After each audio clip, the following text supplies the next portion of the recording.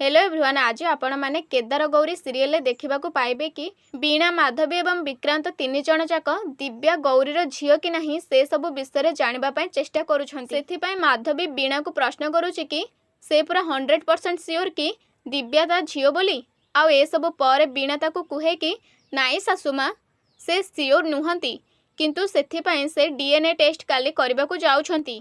आउ ए सब सुनिला पर माधवी ताकू एमिते कहे कि हेले हाँ जे घरे एते सब लोक थाउ थाउ तू मते ए सब विषय आसिके कौन पाई जणाउछु? आउ ए सब पछरे तोर उद्देश्यटा कौन?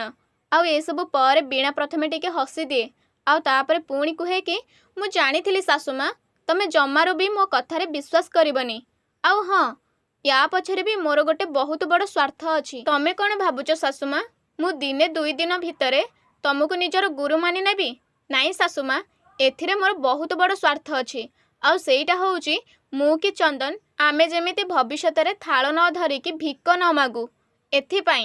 आउ तापरे एमिति कुहे कि सासुमा तमे आदौ भी चिंता करंतुनी, ए घरर संपत्ति उपरे तमर जेतिके लोभ अछि ताठारु अधिक आउ काहार नाही।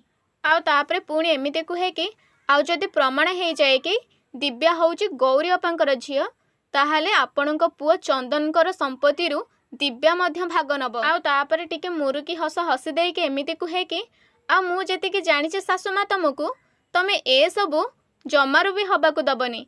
आउ तापरे पुणी प्रश्न करे कि कौन सासुमा मु ठीक कहली ना?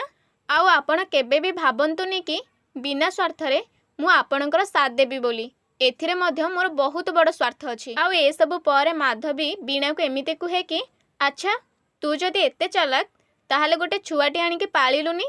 अरे पेटरे न हेले नाही कोठु आनिकी पाली थांतु। तो सांग माने आगो को कौन हेबो से सब को जानिबा पई चैनल को सब्सक्राइब करिके रखंतु।